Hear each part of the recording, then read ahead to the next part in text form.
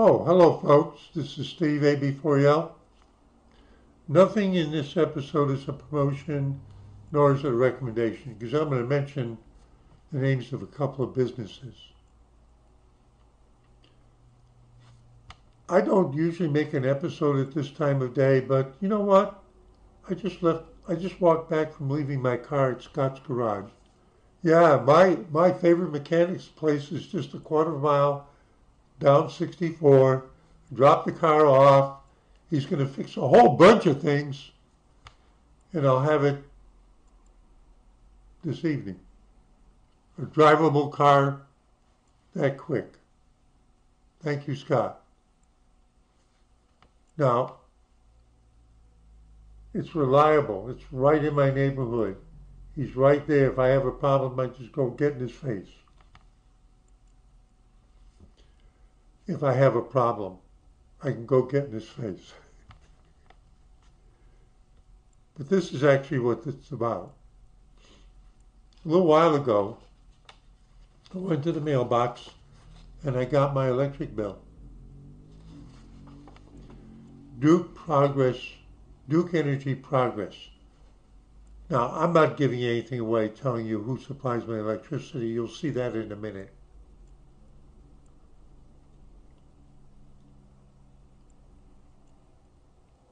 Duke Progress Energy, have you paid your bill yet? I received an email yesterday from my bank. You usually have paid it by now. See, they have this new website, and one of the things they do is they pester you about, because if you pay your bills online through the bank service, you usually have paid your Duke Energy Progress bill by now. Have you forgotten about it? They don't word it quite that way. Well, the bill arrived today in my mailbox. And when I went online and also checked my previous bill, yes, it's a lot later arriving. A lot later. About a week. No wonder they're, have you paid that bill yet? Now, can you see the graph? The thing that surprised me is not only how late it was, but how little the bill is. But then I stopped to think about it. I actually checked the meter and I did the subtraction.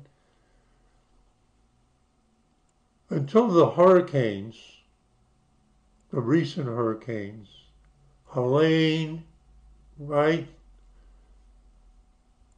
It had been so hot. We've had such a hot summer that my bill had been higher than normal, trying to cool myself, and then suddenly it's fall and it's really been cool. So I'm using less electricity. The bill makes sense. The shape of the curve, usage curve makes sense. Now I'm going to get into something serious. And the reason why I'm making this. My electric company, when I moved here, used to be Progress Energy, but they got absorbed by Duke Energy. And Duke Energy is a holding company. Yeah, and it's the Duke tobacco family, Duke University, going way back in North Carolina, history and all that.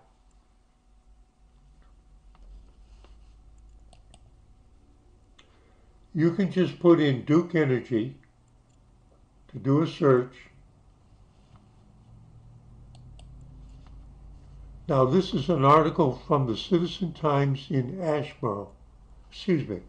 Asheboro and Asheville. Asheboro's right in the heart of North Carolina, north, south, east, west, is named after the same person as Asheville. An hour that way.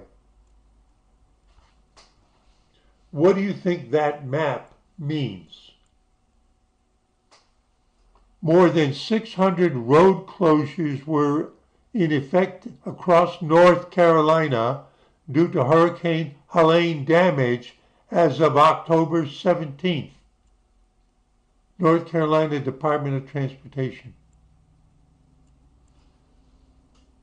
Oh, today's the 18th. Oh, so the map's up to date. And what they're trying to say is, with the red lines, I don't know, can I open this in a new tab? The ones that are in red are highways that are open, but for essential travel only. So for instance, if you were more toward me, like 40, because that's what it is, it's 40, I-40, that's fine. I-40 out here is fine. But not when you get down near Black Mountain, not after Catawba County.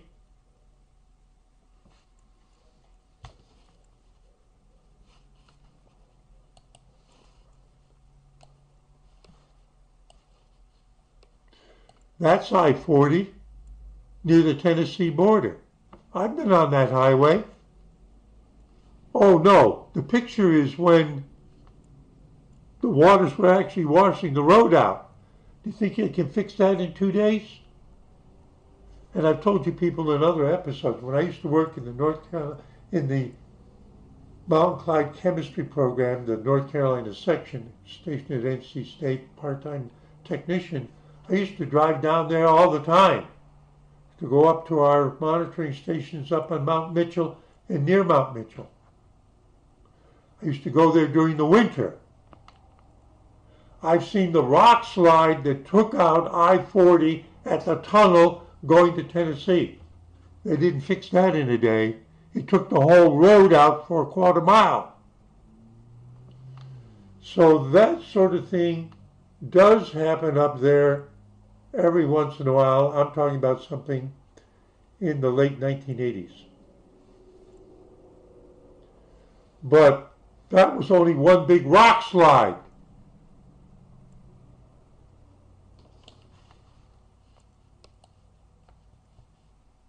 The problems they're dealing with are different now. Look at how many places they're going to have to fix. Excuse me for yelling. Have you donated to help those folks and down in Florida and the other places that are affected? I have. Now, let's go to Duke Energy. Remember, I'm not promoting anything. This is my electric company. And I don't mind telling you that it's Duke Energy Progress.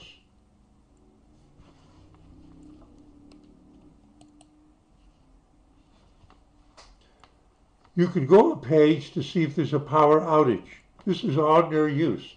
Sometimes a storm comes through and trees go down, and you're wondering if they know that the electricity in your town or part of town hasn't been reported to them yet. You can go online with your iPhone, your Android. Now pay attention.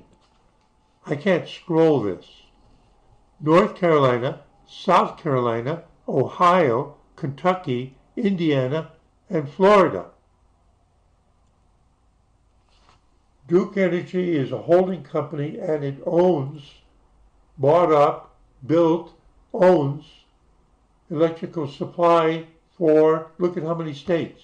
Now, the key question is, what's the coverage of Duke in North Carolina? I'm sorry that the way they did it. Now you notice that they give two maps. One of them's called Duke Energy Carolinas, and one of them's called Duke Energy Progress. Oh, that's mine. Now, let me just say something. There are 100 counties in North Carolina. So what we can see on the Duke Energy Progress, which is my company, basically the northeast coastal counties, maybe 20 altogether, they don't cover. It's somebody else. And then you see the Duke Energy Progress is right in the heart, and then this area around Asheville, which is really got, I put that video up. I showed you the river gauge height, and I said Western North Carolina is underwater. I got it wrong. Not only was it underwater, it was under big mudslides and washouts. I underestimated what that gauge was telling us. But Duke Energy Carolinas, now look at it. It picks up, oh wait a minute, on this map it says Raleigh, on this map it says Raleigh. And it gets all but the very border, but some of them are taken up by here. Now, the thing that affects me, Asheboro, that's 4 miles that way, there's a crosshatch, and what it says is the Duke Energy Progress and the Duke Energy Carolinas overlap, and some of it is what I said I am, and some are, okay? So it was like this when they brought up the Duke Energy Progress. But look at the coverage area. Now, this is important to what I'm about to say. Remember, I'm a retired IT guy. I'm a retired software engineer. I work for an internationally known, internationally operating IT company. Did I ever handle a problem with our headline product with Duke Energy? Yep. Yep. Blue Cross Blue Shield of North Carolina? Yep. Think of all the big names, because it was a product that when the web started to go, when I retired, 30% of the commercial websites of the world had chosen our product to enter into the web and influence how they do business. So have I handled big deal situations where those people had big emergencies? I mean big emergencies. Yes. Now what am I getting at?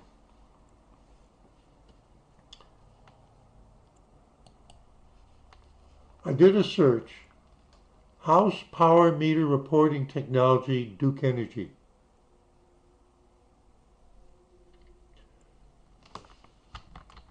The AI overview. Duke Energy uses smart meters to report energy usage and provide customers with more control over their energy use. They're actually quoting from the website. Smart meters have two-way communication capabilities that allow them to send energy usage information to Duke Energy more frequently than older meters. People used to have to walk. Now, I don't live in town. They had to drive from neighborhood to neighborhood and walk to the houses out here.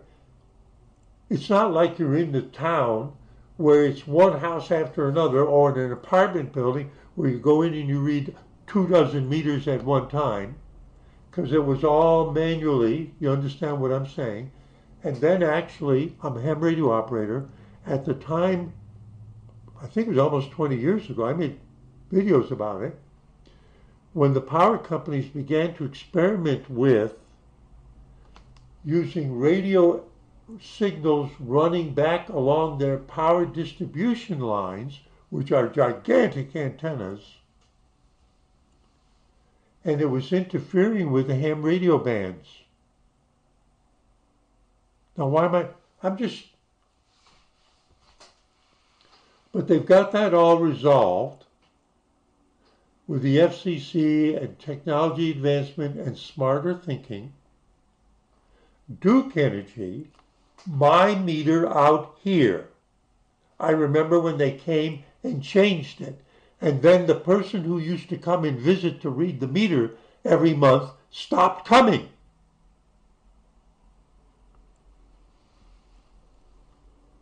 So that meter reports. And how does it report? I'm not exactly sure if it does it by satellite or if it does it by over the power lines. I don't know. I'm guessing it's actually by satellite. I ought to look that up. What am I getting at? You saw how much just in North Carolina, how big their customer base is.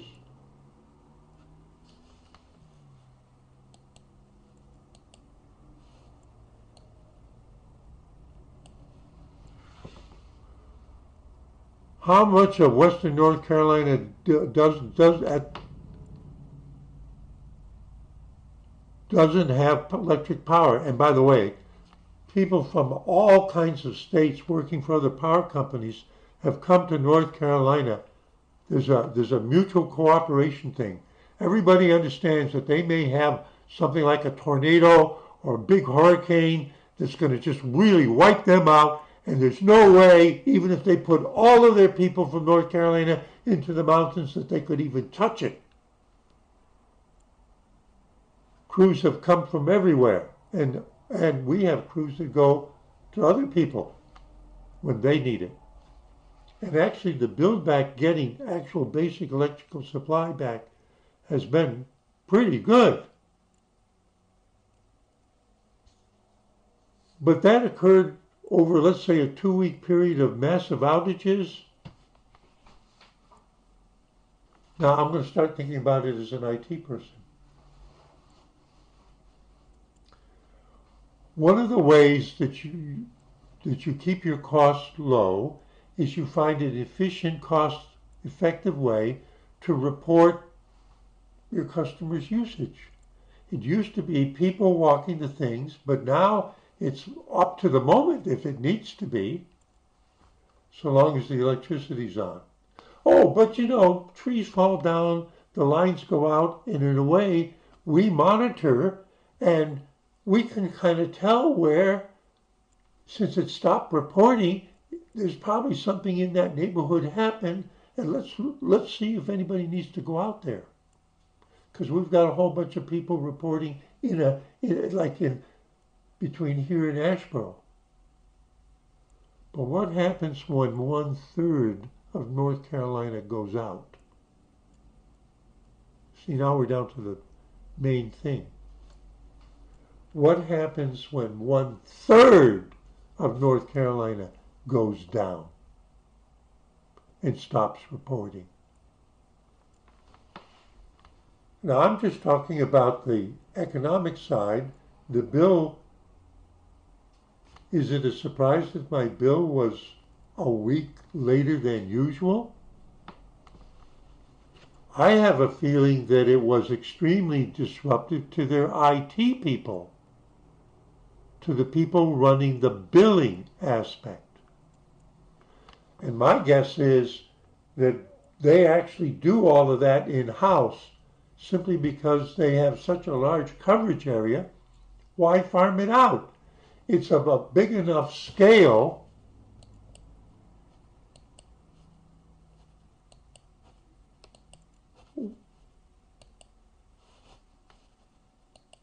North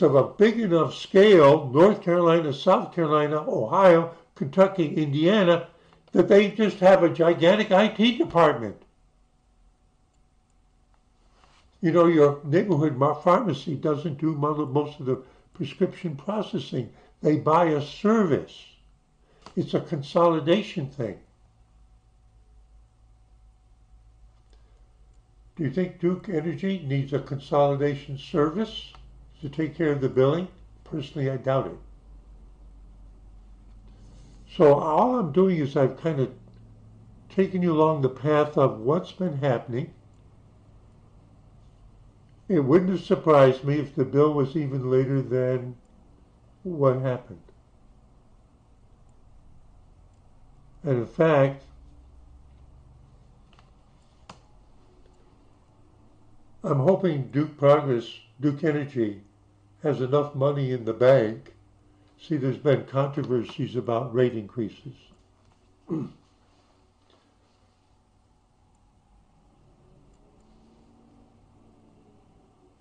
Never mind the fact that my bill said that if I don't pay it by the due date, it'll cost me about 65 cents more when I do pay it.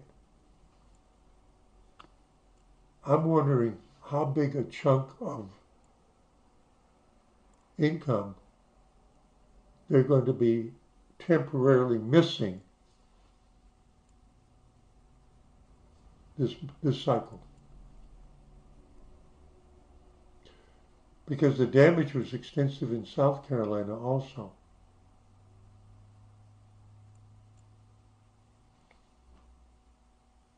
And look, they're in Florida. That was a different hurricane, but it was extensive. I don't know. Let me see if there's a, let's look at the Florida map just for the fun of it.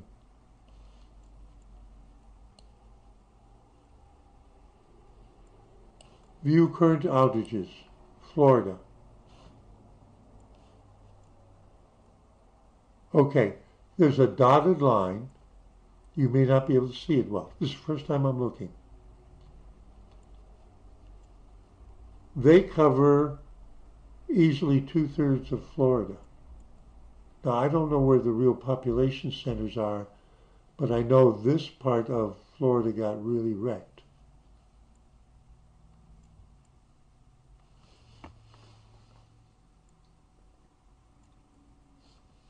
So I'm just doing this looking at,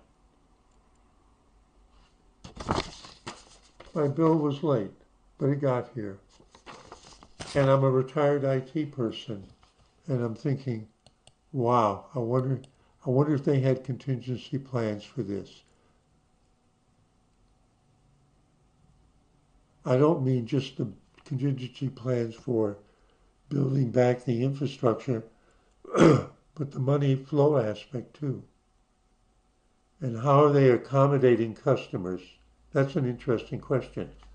What do I mean by that? Oh, here's a way to think of it. After communication is reestablished and they find missing persons and all that stuff, that makes me wonder. How many of the people in the affected areas on that red portion of the map are able to get back online or go to the bank, look at how many roads are closed, and actually pay their bills? I'm okay. We didn't have a problem here. Helene dumped a tree at the bridge in Franklinville, but heavy rains, all right? So I'm just thinking about this as an IT person and the fact that my bill arrived about a week late, but it arrived. And if I wasn't in an affected area, it just means that it's been a big bardock to them. Oh, I used some Hebrew. Hang on. Bar, D-O-K, bardock, Hebrew slang. It's actually Russian.